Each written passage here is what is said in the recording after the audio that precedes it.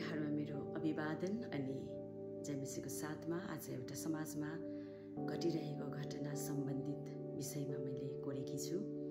आशा गर्छु मेरो समाजमा एक दिन अवश्य पनि परिवर्तन आउनेछ। त मेरो कविताको शीर्षक रहेको छ पुनः दोहोरिन नपाउन्। थाहा छ मलाई कतै लडिहाल्छ कि चोट पो लागिहाल्छ कि भनी कोमलताको साथ सुमसुमायो। भित्ता टाल्ने जात भनी भेदभावमा भौतारिन दिएनौ।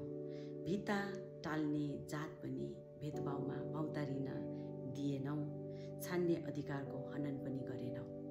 स्वतन्त्र पक्षी सरह खुल्ला गगनमा उड्ने, स्वतन्त्र पक्षी सरह खुल्ला गगनमा उडान भन्ने सपना देखायौ। भन्दा नभन्दै सपनाले रफ्तार पक्रिए, पखेटामा ज्यान आए। जीवनका कठिनाई भोगाई घण्टौं घण्टौंको पाठ उगाई। सुख चैनको निन्द्रा र रहरहरू सपनासँग साटिदिए।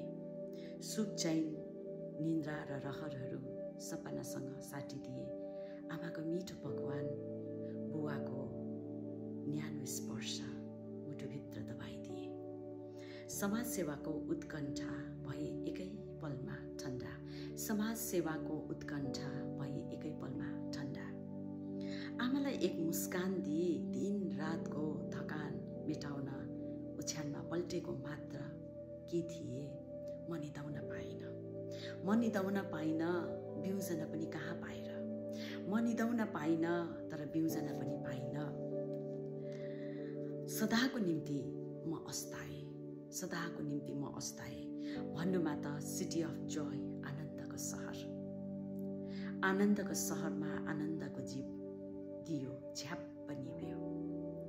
आजाद भारतले छुटकाराको ध्वनि बजाउन अघि म भित्रको बुलन्द आवाजको गला घोटिदियो। त्यो कालो रात, त्यो औँसीको रात, त्यो असुरक्षित रात, सिकारीले ढुकेर बसेको रात, मानव रूपी दानवले लुछेर च्यातचुत पारेको रात, मेरो दर्दनाक क्रन्दन पर्खालबाट नगएको रात। त्यसले मूल्य जीवनको बुझेको थिएन रहेछ, तर मैले त बुझेको थिएँ।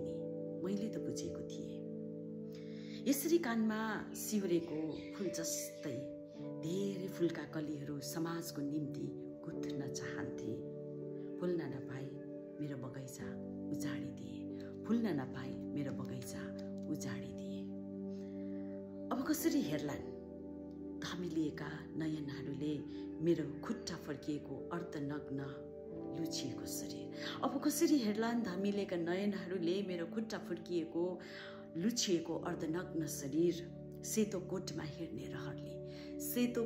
हेर्ने रहरले गदगद भई पर्खेका ती नजरले खुन्ने लतपतिएका सेतो च्यादरमा पोको पारिएको मेरो चिसो ढुङ्गा सरह शरीर। कसरी हेर्लान् मेरो देश मेरो सहरमा पुनः किन दोहोरिँदैछ यही काण्ड।